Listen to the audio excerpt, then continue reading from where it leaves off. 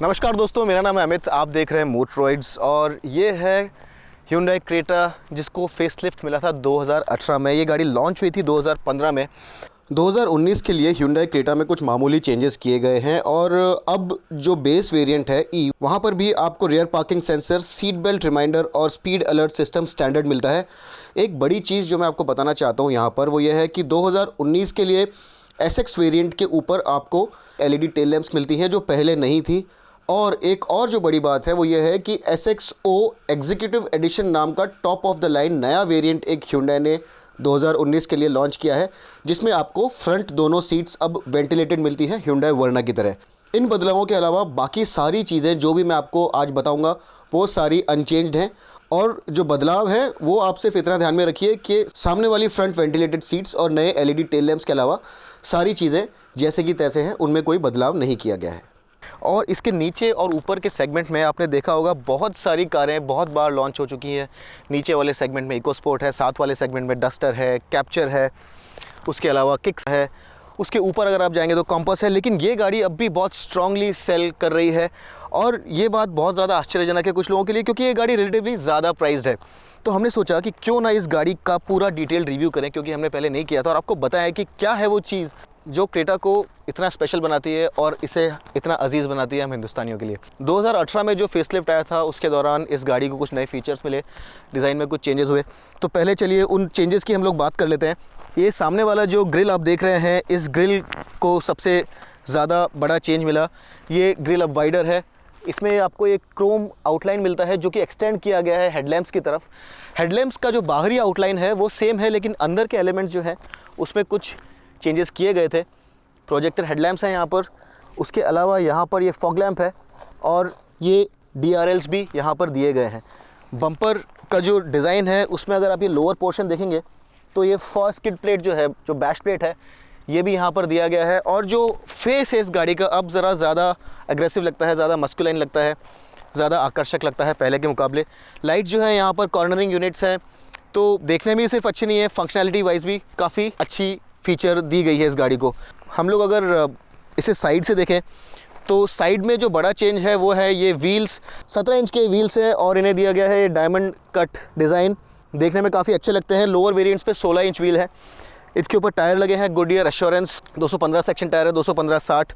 मेरे ख्याल से ग्रिप इन टायर से कुछ ज़्यादा अच्छी हो सकती थी। जब मैं इसे ज़्यादा ज़ोर से ब्रेक कर रहा था तो मुझे थोड़ी स्क्वीलिंग की थोड़ी आवाज़ आई सड़क पे से। उस तरह की आवाज़ नहीं आनी चाहिए। कॉर्नर्स पे भी जो ग्रिप है वो इन टायर से थोड़ी और बेहतर मेरे ख्याल से हो सकती थी। चारों तरफ गाड़ी के आपको ये अंडर क्लैडिंग मिलेगी प्लास्टिक की, जिससे कि आभास होता है ये गाड़ी ऑफ रोडिंग कर सकती है। हालांकि ये जस्ट एक सॉफ्ट रोडर है, इससे आप सड़क से नीचे 190 जो इसका ग्राउंड क्लियरेंस है उसके साथ थोड़ा बहुत सड़क से नीचे उतार करके कच्चे रास्तों पर ले जा सकते हैं। ये गाड़ी ऑफ रोडिंग के लिए नहीं बनी है। आप थोड़ा बहुत सॉफ्ट रोडिंग इस गाड़ी के साथ में कर सकते हैं। डोर हैंडल्स जो आप यहाँ पर देख रहे हैं ये क्रोम में है, लोअर वेरिएंट्स में बॉडी कलर में आते हैं। और ये जो इंडिकेटर्स, टर्न इंडिकेटर्स हैं, ये LED में दिए गए हैं और ORVMs के ऊपर माउंटेड हैं। जो विंडोज़ का साइज़ है वो थोड़ा और बड़ा हो सकता था मेरे ख्याल से क्रेटा पे, क्योंकि जब आप अंदर बैठते हैं तो विंडो लाइन जो है वो काफ़ी ऊपर लगती है आपको, और उसके कारण जो स्पेस का एक आभास है अंदर वो ज़रा कम हो जाता है। हालांकि स्पेस कम नहीं है, लेकिन अगर विंडोज़ बड़े होते तो स्पेस थोड़ा और ज़्यादा लगता। रूफ़ के ऊपर आपको ये satin silver finished roof rails भी मिलते हैं और ये शार्क फिन एंटीना इसे थोड़ा और स्पोर्टी दिखाता है। पीछे भी चेंजेस हुए हैं, लेकिन चेंजेस बहुत ज़्यादा नहीं है। पीछे वाले बम्पर को भी 2 टोन ट्रीटमेंट दिया गया है और आगे जिस तरह से आपने देखा था वो फॉर बैश प्लेट थी वो यहाँ पर भी दी गई है। उसके अलावा आप अगर देखेंगे तो आप पाएंगे कि यहाँ पर ये कैमरा दिया गया है और यहाँ पर सेंसर्स भी लगे हुए हैं। असल में आप अगर क्रेटा को देखेंगे तो आप पाएंगे कि इसका जो साइज़ है, जो इसका फिनिश है, जिस तरह से नज़र आती है, ये जो इसका स्वरूप है ये इंडियंस को बहुत भाया है, क्योंकि इसका जो साइज़ है वो बिल्कुल सही है हम लोगों की जो फैमिलीज़ के साइज़ होते हैं उसको कैरी करने के लिए। ना ज़्यादा छोटी है ना ज़्यादा बड़ी है, इसे आप सिटी में भी बड़े आराम से चला सकते हैं। बट जो ज़्यादा बड़ी बात है वो ये ना ज़्यादा सॉफ्ट लुकिंग है, ना बहुत ज़्यादा ओवरली मैचो है। ये एक बड़ा ही बैलेंस्ड डिज़ाइन Hyundai ने क्रिएट किया है। और उसके अलावा जो क्वालिटी है Hyundai की, जो पेंट की क्वालिटी है, जो फिनिश की क्वालिटी है, जो ओवरऑल डिज़ाइन है, वो साथ मिल करके इसे बड़ा ही एक प्रीमियम लुक देता है। और वो एक बड़ा रीज़न है, बड़ा कारण है कि हिंदुस्तानियों को ये गाड़ी पसंद आई। उनका जो टेस्ट है उसको काफ़ी अच्छे से इसने मैच किया, और इस गाड़ी के जो लुक्स हैं, इसका जो साइज़ है, वो एक बड़ा रीज़न है कि ये गाड़ी इतने अच्छे नंबर्स में हिंदुस्तान में बिकती है। ये बात हुई गाड़ी की डिज़ाइन की। अभी हम गाड़ी के अंदर बैठेंगे और देखेंगे कि इसके अंदर ऐसे क्या फ़ीचर्स हैं, ऐसी क्या बात है जो इसे अंदर से भी स्पेशल बनाती है। अंदर घुसने से पहले मैं आपको ये बताना चाहता हूँ कि Hyundai क्रेटा अपने आप में बड़ी एक फ़ीचर रिच गाड़ी है। इसके जो लोअर वेरिएंट, मिड वेरिएंट्स हैं, उसके अंदर भी आपको काफ़ी सारे फ़ीचर्स मिलते हैं। ऐसा नहीं है कि सारे फ़ीचर्स आपको सिर्फ top of the line variant में मिलते हैं। हालांकि ये जो वेरिएंट हम चला रहे हैं, ये top of the line variant है, SX ऑप्शंस वेरिएंट है। यहाँ पर आपको 6 वेरियंट्स मिलते हैं overall, E+, S, SX। SX के अंदर एक और डुअल टोन ऑप्शन है जिसमें आपको ऑरेंज के साथ ब्लैक और वाइट के साथ ब्लैक मिलता है। और उसके बाद जो top of the line variant है वो है SX ऑप्शंस वेरिएंट जो हम चला रहे हैं। तो ये जो की है ये आपको टॉप 3 वेरिएंट्स में मिलती है और इसके अंदर फोल्डिंग की नहीं है, इसमें सेंसर लगा हुआ है। ये स्मार्ट की है और ये अगर आपके हाथ में है चाबी तो आपको सिर्फ ये बटन दबा करके अंदर जाना है, आपको चाबी जेब से निकालने की ज़रूरत नहीं पड़ेगी। अब हालांकि एक स्मार्ट की है तो यहाँ पे आपके पास पुश बटन स्टार्ट भी है, ये एक बड़ी अच्छी बात है। प्रीमियम गाड़ी है, थोड़ी महंगी भी है, तो ये सारी फीचर्स होनी चाहिए। लेकिन जैसे ही आप गाड़ी के अंदर बैठते हैं आपको एक चीज़ बहुत अच्छे से क्लियर हो जाती है कि ये गाड़ी अगर आप इसके जो राइवल्स हैं उनसे कंपेयर करेंगे, जैसे कि डस्टर, तो इसका जो इंटीरियर है बड़ा ही रिच है, बड़ा अच्छे से बनाया हुआ है। न सिर्फ ये गाड़ी फीचर्स में रिच है बट इसका जो पूरा इंटीरियर है वो भी काफ़ी अच्छा, काफ़ी रिच, काफ़ी प्रीमियम नज़र आता है। हम बात शुरू करते हैं इन सीट से। हालांकि ये top of the line variant है, SX ऑप्शंस वेरिएंट, लेकिन यहाँ पे आपको फुली लेदर सीट्स मिलते हैं। इसका जो बीच का स्पाइन है ये परफोरेटेड लेदर है, लेकिन साइड में सॉलिड लेदर है, कॉन्ट्रास्टिंग वाइट स्टिचिंग है। ये चीज़ इसे काफ़ी एक प्रीमियम फील देता है। इवन डोर पैनल्स के ऊपर भी लेदर लगा हुआ है। आपका जो स्टीयरिंग व्हील है वो भी पूरी तरह से लेदर कवर्ड है, गियर नॉब भी लेदर कवर्ड है। उसके अलावा अगर आप डैशबोर्ड की भी बात करें तो डैशबोर्ड भी जो है काफ़ी अच्छे से फिनिश किया गया है। जो क्वालिटी है फिनिश की बहुत ही अच्छी है। यहाँ आपको ये डैशबोर्ड ब्लैक और बेज में नज़र आएगा, लेकिन अगर आप डुअल टोन ऑप्शन के साथ जाएंगे तो वहाँ पर पूरा डैशबोर्ड ब्लैक है। और अगर आप ऑरेंज कलर चूज़ कर रहे हैं डुअल टोन के अंदर तो आपको ऑरेंज एक्सेंट्स मिलेंगे इंटीरियर के अंदर। फीचर्स की हम अगर बात करें तो ये सीट्स जो है ड्राइवर साइड वो पावर्ड है top of the line variant के लिए, और ये रिक्लाइन एंगल भी पावर्ड है। उसके अलावा अगर आप लोअर वेरिएंट्स में जाएंगे तो सारे वेरिएंट्स में आपको हाइट एडजस्टेबल ड्राइवर सीट मिलेगी।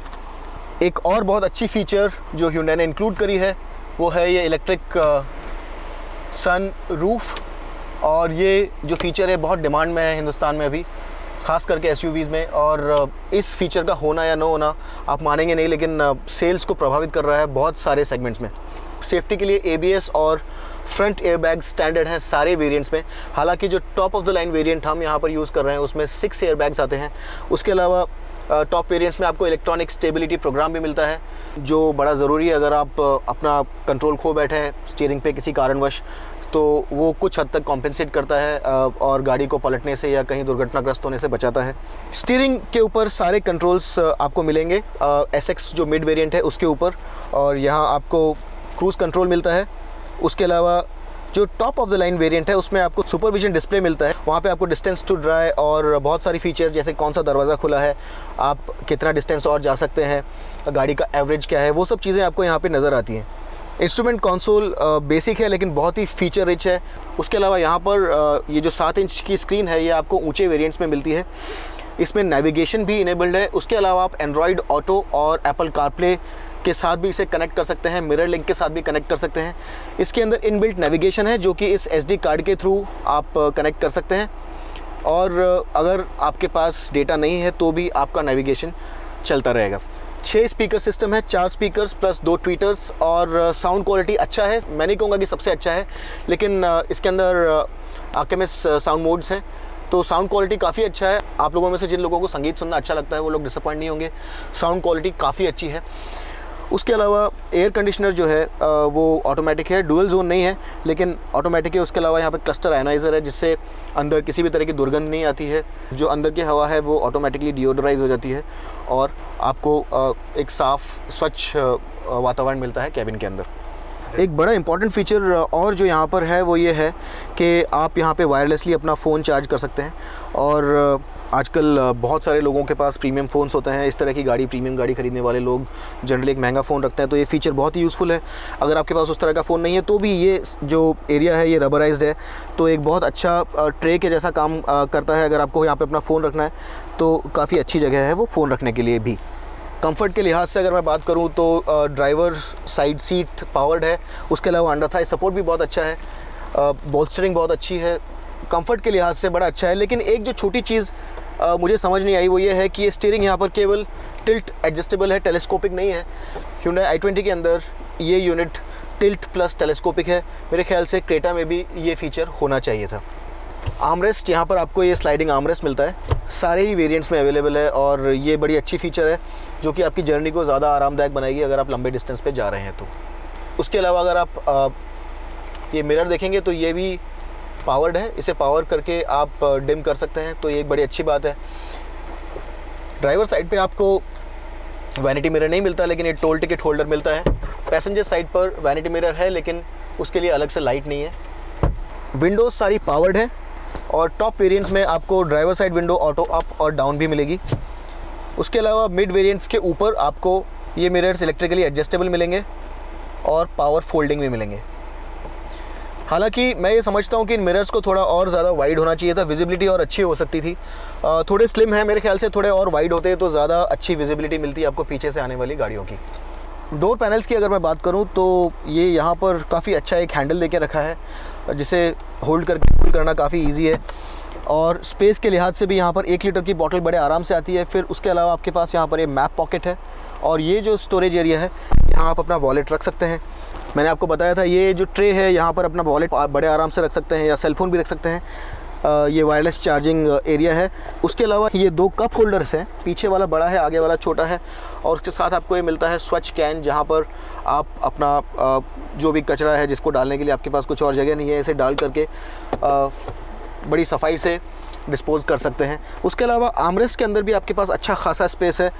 वॉलेट के साथ साथ 2-3 सेलफोन्स भी बड़े आराम से अंदर जा सकते हैं, तो ये भी एक बड़ी अच्छी स्टोरेज स्पेस यहाँ पर प्रोवाइड कराई गई है। सनग्लासेस होल्डर मिलते हैं आपको रूफ़ के अंदर लगे हुए और आपको मिलता है ये मीडियम साइज्ड ग्लव बॉक्स, जिसका साइज़ कोई प्रॉब्लम नहीं है, बट जो प्रॉब्लम है वो ये है कि ये चिल्ड नहीं है। और Hyundai i20 के अंदर ये जो ग्लव बॉक्स है ये चिल्ड आता है, तो मुझे इस बात का आश्चर्य है कि इसके अंदर क्यों नहीं है, होना चाहिए था। अगर हम लोग इस कैबिन की बात करें तो ये वाकई काफ़ी स्पेशल लगता है, काफ़ी प्रीमियम लगता है। जो मटेरियल्स है, जो लेआउट है, वो सब कुछ काफ़ी अच्छे से डिज़ाइन किया गया है। जो फीचर्स हैं वो बहुत ज़्यादा है। Hyundai क्रेटा हमेशा अपने फीचर्स के कारण बिका है और आपको एक बड़ी अच्छी, बड़ी प्रीमियम, बड़ी लग्जूरियस फीलिंग आएगी इस गाड़ी में बैठ करके। और कोई दो राय नहीं है कि ये गाड़ी में जो आप बैठते हैं तो आपको लगता है कि आप किसी अच्छी प्रीमियम बड़ी महंगी गाड़ी के अंदर बैठे हुए हैं। सीट बेल्ट भी यहाँ पर एडजस्टेबल है, जो कि एक बड़ी अच्छी बात है। अगर आपका कद ज़्यादा है तो आप इसे ऊपर कर सकते हैं या फिर नीचे कर सकते हैं। आराम के लिहाज से यहाँ पर आपको एक डेड पेडल भी मिलता है जिस पे आप अपना पैर रख सकते हैं अगर आप हाईवे पे क्रूज़ कर सकते हैं तो उस सारे लिहाज से गाड़ी की सीट और स्टीयरिंग वगैरह सब कुछ काफ़ी कंफर्टेबल है। 2 चीज़ों से मुझे शिकायत है। पहला ये कि स्टीयरिंग को टेलीस्कोपिक एडजस्टेबल होना चाहिए था और दूसरा ये कि लंबार सपोर्ट भी इस गाड़ी में होना चाहिए था, जो कि नहीं है। इन दोनों चीज़ों के अलावा सामने वाली सीट्स काफ़ी कंफर्टेबल है। आपको ऐसा लगता है कि गाड़ी के अंदर नीचे बैठे हैं आप। अगर किसी और एसयूवी में बैठते हैं तो आपको लगता है कि आप ऊपर बैठे हैं, लेकिन यहाँ पे आपको लगता है कि थोड़ा ज़रा नीचे बैठे हैं। लेकिन उस लिहाज से विजिबिलिटी में जो आपका दृष्टिकोण है उसमें कुछ प्रॉब्लम नहीं है, आपको सब कुछ नज़र आएगा। और यहाँ बैठ कर के आपको वाकई ऐसा लगेगा कि आप किसी अच्छी प्रीमियम महंगी कार में बैठे हुए हैं। तो ये बात हुई आगे की। अभी हम पीछे बैठ करके देखते हैं कि वहाँ पर स्थिति कैसी है। गाड़ी के अंदर बैठते वक्त गाड़ी की ऊंचाई कुछ लोगों के लिए परेशानी का सबब हो सकती है और मेरे ख्याल से इसकी ऊंचाई इतनी ज़्यादा नहीं है कि आपके घर में जो बुज़ुर्ग लोग हैं उन लोगों को कुछ ज़्यादा प्रॉब्लम हो। हालांकि ये आइडियल भी नहीं है, ज़रा सी ऊंची है, लेकिन किसी तरह की कोई प्रॉब्लम नहीं होनी चाहिए। मैंने इस सीट को अपनी ड्राइविंग पोजीशन के हिसाब से सेट करके रखा है। मेरी हाइट है 5 फुट 10 इंच और आप देख सकते हैं कि काफ़ी नी रूम है मेरे पास। हालांकि सामने वाली जो सीट है इसका बैकरेस्ट पूरी तरह से स्कूप्ड आउट नहीं है, लेकिन फिर भी काफ़ी नी रूम बचता है मेरे पास यहाँ पर। अगर आप देखेंगे तो जो थाई सपोर्ट है वो भी काफ़ी अच्छा है, हेडरूम बहुत अच्छा है। उसके अलावा जो स्पेस आपको डोर में मिलता है, यहाँ पर भी आप 1 लीटर की वाटर बॉटल बड़े आराम से रख सकते हैं। वॉलेट के लिए एक जगह यहाँ पर दे के रखी है। सीट्स पीछे भी लेदर रैप्ड हैं और जो पीछे के डोर का आर्मरेस्ट है उस पर भी लेदर लगा हुआ है top of the line variant के अंदर। तो उस लिहाज से काफ़ी कंफर्टेबल, काफ़ी रिच एक फ़ील आता है यहाँ बैठ करके आपको। पीछे वाले पैसेंजर्स के लिए एसी वेंट्स दिए गए हैं, एक 12 वोल्ट सॉकेट भी दिया गया है और एक सेंट्रल आर्मरेस्ट भी है जिसमें 2 कप होल्डर्स हैं। काफ़ी वाइड है, तो अगर 2 लोग बैठे हैं तो उनके एल्बोज़ आपस में रगड़ नहीं खाएंगे। हेडरेस्ट जो है वो एडजस्टेबल है, लेकिन जो तीसरा पैसेंजर अगर कोई बैठता है उसके लिए हेडरेस्ट एडजस्टेबल नहीं है। मेरे ख्याल से होना चाहिए था, क्योंकि इस गाड़ी की विड्थ काफ़ी अच्छी है। मीडियम जर्नीज़ के लिए अगर आप किसी को बीच में बैठाना चाहते हैं तो हालांकि जो बीच का एरिया है वो थोड़ा सा रेज्ड है, लेकिन मीडियम जर्नीज़ के लिए 3 औसत कद वाले लोग मेरे ख्याल से बैठ सकते हैं। हालांकि 3 लोग ज़्यादा लंबी जर्नी के लिए इस गाड़ी में नहीं बैठ सकते। मैंने जैसे आपको पहले बताया था, इसका विंडो ज़रा स्मॉल है। अगर विंडो और बड़ा होता तो स्पेस का फीलिंग अंदर और अच्छे से आता।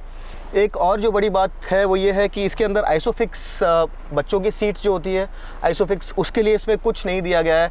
हालांकि Hyundai i20 के अंदर भी वो फीचर आता है, लेकिन इस गाड़ी के अंदर वो फीचर नहीं दिया गया है। सीट का अगर रिक्लाइन एंगल भी मैं चेंज कर सकता तो उससे भी गाड़ी की बैक सीट में आराम में काफ़ी इजाफा होता। सस्पेंशन की मैं अगर बात करूँ तो सस्पेंशन काफ़ी सॉफ्ट है। हालांकि इस सेगमेंट में सबसे अच्छा सस्पेंशन मेरे ख्याल से अभी भी डस्टर का है। और अगर आप राइड और हैंडलिंग की बात करें तो डस्टर अब भी क्रेटा से 21 है। और हालांकि ये गाड़ी अपने आप में काफ़ी कंफर्टेबल है, लेकिन इस श्रेणी में सबसे अच्छा सस्पेंशन अभी भी डस्टर का ही है। आज टेस्ट के लिए हमारे पास जो गाड़ी आई है ये है 1.6 डीजल, और क्रेटा के जितने भी वेरिएंट्स हैं उनमें सबसे ज़्यादा पावरफुल यही गाड़ी है। 126 HP की पावर है और 260 न्यूटन मीटर्स का टॉर्क है इसके अंदर। फ्यूल एफिशिएंसी ARAI की रेटिंग की अगर आप बात करें तो 19.6 kmpl की ARAI फ्यूल एफिशिएंसी रेटिंग है इसकी। और 0 to 100 भी बड़ा क्विकली करती है, 12 सेकंड्स में 0 to 100 करती है। लेकिन वो सारी शक्ति, वो सारी टॉर्क क्या इसे एक ज़्यादा एक्साइटिंग कार बनाती है चलाने के लिए? मेरे ख्याल से अगर आप एक एंथुसियास्टिक ड्राइवर हैं, आपको अगर गाड़ी फास्ट चलाना पसंद है, अगर आपको फास्ट कॉर्नर्स लेना पसंद है, उस लिहाज से ये गाड़ी मेरे ख्याल से सबसे बढ़िया नहीं है। हालांकि पावर है, लेकिन अगर आप इसके शैसी की, सस्पेंशन की, इसके स्टीयरिंग की, इसके बॉडी रोल की, सब चीज़ों की साथ में बात करें तो as a package for a driver ये उतनी अच्छी गाड़ी बन के उभर के नहीं आती है। रेनो डस्टर जो है उसे चलाने में आपको शायद ज़्यादा मज़ा आएगा। वो गाड़ी ज़्यादा कंपोज लगती है, ड्राइवर्स के लिए थोड़ी ज़्यादा सूटेड है। अगर आप फ्यूल एफिशिएंसी की बात करें तो शहर में मेरे ख्याल से 12 से 13 किलोमीटर पर लीटर आपको मिल जाएगा, और हाईवे पे लगभग 17 किलोमीटर पर लीटर मिलेगा। लेकिन इस गाड़ी का एक जो छोटा डीजल इंजन वेरिएंट है वो भी अवेलेबल है, 1.4 डीजल, जिसका पावर आउटपुट लगभग 89 HP है और टॉर्क वहाँ पर 220 न्यूटन मीटर है, जो स्टिल बहुत अच्छी पावर और टॉर्क आउटपुट है।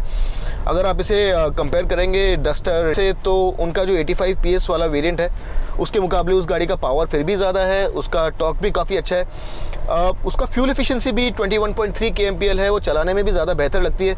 तो अगर आपको गाड़ी सिटी में चलानी है और हाईवे पे भी, तो मेरे ख्याल से 1.4 जो है वो एक ज़्यादा प्रैक्टिकल ऑप्शन है, क्योंकि उसका प्राइस भी काफ़ी कम है 1.6 से। लेकिन वहाँ पर आपको ऑटोमेटिक ऑप्शन नहीं मिलता है। 1.6 में आपको एक 6 स्पीड ऑटोमेटिक भी मिलता है, 1.6 पेट्रोल ऑप्शन भी है इस गाड़ी के लिए, वहाँ पे भी आपको एक 6 स्पीड ऑटोमेटिक मिलता है, 6 स्पीड मैनुअल मिलता है। लेकिन 1.4 में आपको वो ऑप्शन अवेलेबल नहीं है। यहाँ पर हम जो गाड़ी चला रहे हैं इसमें 6 स्पीड मैनुअल गियरबॉक्स लगा है, गियर शिफ्ट्स एकदम स्मूथ हैं, किसी तरह की कोई तकलीफ नहीं है। इंजन के कैरेक्टर की अगर मैं बात करूं तो लगभग 1000-1200 RPM से आपको रिस्पांस मिलना शुरू हो जाता है। तो अगर आप हाई गियर में, अगर लो रेव्स पे भी हैं तो इंजन से आपको रिस्पांस मिलता है, ड्राइवेबिलिटी का कोई प्रॉब्लम नहीं है। लेकिन गाड़ी का टर्बो जो है वो 1800 RPM के बाद ही प्रॉपरली स्पूल अप होता है, और उसके बाद गाड़ी का जो पावर है, जो टॉर्क है, वो उभर के सामने आता है। आपको समझ में आता है कि इस गाड़ी में बहुत ज़्यादा पावर है, बहुत ज़्यादा टॉर्क है। और हालांकि पावर आपको महसूस होगा इस गाड़ी का, लेकिन लगभग 2500-3000 RPM के बाद में जो इंजन है उसकी नॉइज़ थोड़ी बढ़ जाती है। मेरे ख्याल से रिफाइनमेंट के मामले में अगर Hyundai इसे थोड़ा और रिफाइंड बनाता, इंजन नॉइज़ को केबिन में आने से और अच्छे से रोकता तो ज़्यादा अच्छा रहता। इंजन नॉइज़ के अलावा अगर आप बाहर की जो विंड नॉइज़ है, जो टायर नॉइज़ है, जो रोड नॉइज़ है, किसी भी तरह की जो आवाज़ बाहर से आती है, उसका जो कंट्रोल है, NVH कंट्रोल अंदर बहुत अच्छा है। इंजन की अगर बात करें तो शायद थोड़ी सी नॉइज़ थोड़ी सी कम हो सकती थी, बट ओवरऑल NVH कंट्रोल बहुत अच्छा है इस गाड़ी का। सस्पेंशन जो है वो सॉफ्ट है थोड़ा। अगर आप सस्पेंशन हैंडलिंग की बात करें, अगर आपको गाड़ी फास्ट चलानी पसंद है, तो मेरे ख्याल से रेनो डस्टर अभी भी इस सेगमेंट में सेगमेंट लीडर है। खड्डों के ऊपर से सबसे ज़्यादा स्मूथली वही गाड़ी निकलती है। हालांकि ये सॉफ्ट है, लेकिन उतनी ज़्यादा आरामदायक नहीं लगती है जितनी डस्टर लगती है। डस्टर का सस्पेंशन खड्डों को भी उतनी आसानी से एब्जॉर्ब करता है जितना कि उस गाड़ी को हैंडलिंग के लिए सूटेबल बनाता है। अपने आप में क्रेटा भी एक काफ़ी वेल राउंडेड कार है, बट अगर आप एक ड्राइविंग ओरिएंटेड गाय हैं, आपको एक ऐसी गाड़ी चाहिए जो बहुत स्पोर्टिली ड्राइव करे, तो उस लिहाज से क्रेटा जो है वो मेरे ख्याल से बेस्ट ऑप्शन नहीं है। उसके अलावा सारे प्रैक्टिकल चीज़ों के लिए मेरे ख्याल से क्रेटा एक बहुत अच्छा ऑप्शन है, और मैं रिकमेंड करूँगा 1.4 डीजल जो है वो प्रैक्टिकली सारे जो पैरामीटर्स हैं उन सबको बहुत अच्छे से कवर करता है। उसकी प्राइस भी कम है, तो वहाँ पर भी आपको एडवांटेज मिलेगा। ब्रेकिंग एक और ऐसा डिपार्टमेंट है जहाँ पर क्रेटा थोड़ा और अच्छा हो सकता था। हार्श ब्रेकिंग जब आप करते हैं हाई स्पीड से तो वहाँ पे आपको कुछ कमी लगती है। ब्रेकिंग भी इस गाड़ी की थोड़ी सी और बेहतर हो सकती थी। अगर हम क्रेटा की प्राइस की बात करें तो 1.4 डीजल जो है वो 10 लाख रुपए से चालू होकर के 1.6 डीजल जो है ऑटोमेटिक को जाता है 15 लाख रुपए से ऊपर तक। तो इस बारे में कोई दो राय नहीं है कि क्रेटा जो है थोड़ा महंगा है। और दूसरी गाड़ियों से अगर आप इसे कंपेयर करें तो डस्टर की प्राइस जो है वो चालू होती है 9 लाख रुपए से और जाती है 11 सवा 11 लाख रुपए तक। वो 13 लाख तक भी जाती है, लेकिन वो 4x4 वर्जन है। अगर आप इसे एस क्रॉस से कंपेयर करें तो उसकी प्राइस भी 9 लाख रुपए से लेकर के लगभग 11.5 लाख तक जाती है। अगर आप इसे कंपेयर करें कैप्चर से, जो कि रेनो का एक प्रीमियम प्रोडक्ट की तरह वो लोग पोजीशन करते हैं, उसकी प्राइस भी 11 से 14 लाख रुपए तक है। लेकिन वो उनका 110 HP वाला वेरिएंट ही है, उसके अंदर वो लोग 85 PS वाला वेरिएंट नहीं बेचते हैं। उसके अलावा किक्स है जो कि बहुत ज़्यादा फीचर लोडेड है, काफ़ी अच्छे से बनाया गया है, अंदर से काफ़ी अच्छा है उसका इंटीरियर। अगर आप क्रेटा को इसके कॉम्पिटिटर्स से कंपेयर करें तो उसकी प्राइस बेशक थोड़ी ज़्यादा है। हालांकि अगर आप इसमें बैठेंगे तो आप पाएंगे कि जो फीचर्स हैं वो वाकई में काफ़ी ज़्यादा हैं जो दूसरी गाड़ियां हैं उनके मुकाबले। डस्टर से अगर आप इसके इंटीरियर को कंपेयर करें तो इसका इंटीरियर काफ़ी ज़्यादा रिच है, मटेरियल्स के मामले में, फीचर्स के मामले में, बहुत सारी चीज़ों में। बाहर से भी ये काफ़ी आकर्षक लगती है, बाहर भी काफ़ी सारे फीचर्स हैं। लेकिन फिर भी ये एक अवमानना है, मेरे ख्याल से ये एक भ्रांति है कि हम इंडियंस को चीप कार्स पसंद है, हम लोग सिर्फ चीप कार, सस्ती गाड़ियाँ ख़रीदना पसंद करते हैं। और ये जो एक गाड़ी है ये इस बात को पूरी तरह से खारिज करती है, क्योंकि अगर आप हमें एक सही साइज्ड गाड़ी, सही प्राइस में, सही क्वालिटी के साथ, सही वारंटी के साथ, इसमें आपको 3 साल की अनलिमिटेड किलोमीटर्स वारंटी मिलती है और सही सर्विस नेटवर्क और एक रिलायबल सर्विस नेटवर्क के साथ बेचें तो हम ज़रूर उसे ख़रीद लेते हैं। इस गाड़ी की रीसेल वैल्यू भी काफ़ी अच्छी है मार्केट के अंदर। अब हालांकि ये चलाने के लिए बेस्ट गाड़ी नहीं है। मैं अगर कहूँगा अगर आपको गाड़ी चलाना ज़्यादा पसंद है तो मेरे ख्याल से डस्टर चलाइए। लेकिन अगर आपको एक अच्छा पैकेज चाहिए जहाँ पे आपके पास एक छोटी फैमिली है, आपको अंदर फीचर्स भी सारे चाहिए, कंफर्ट चाहिए और उसके अलावा एक मन की शांति भी चाहिए, तो वो सारी चीज़ों को कवर करने वाले पैकेजेस जो हैं उनमें ये गाड़ी अभी भी सर्वोत्तम है। और यही रीज़न है कि इसकी ज़्यादा कीमत के बावजूद भी ये गाड़ी काफ़ी ज़्यादा नंबर्स में बिकती है। मैं आशा करता हूँ कि इस वीडियो के द्वारा आप वो सब कुछ समझ पाए जो आपको समझना था क्रेटा के बारे में। ये वीडियो आपके लिए उपयोगी रहा। अगर आपको अच्छा लगा तो आप ज़रूर लाइक कीजिए, सब्सक्राइब कीजिए मोटरॉइड्स को, नोटिफिकेशन बेल आइकन दबा दीजिए ताकि अगली बार जब हम कोई भी वीडियो लेकर के आएँ तो आप उसे तुरंत देख सकें। और हम लोग इंस्टाग्राम पर भी हैं motroids_India के नाम से, फेसबुक पर भी हमारा चैनल है, आप सब जगह हमको फॉलो कीजिए। और अगली बार तक के लिए मैं आपका दोस्त अमित आपसे विदा लेता हूँ। Rev hard, rev free and drive safe.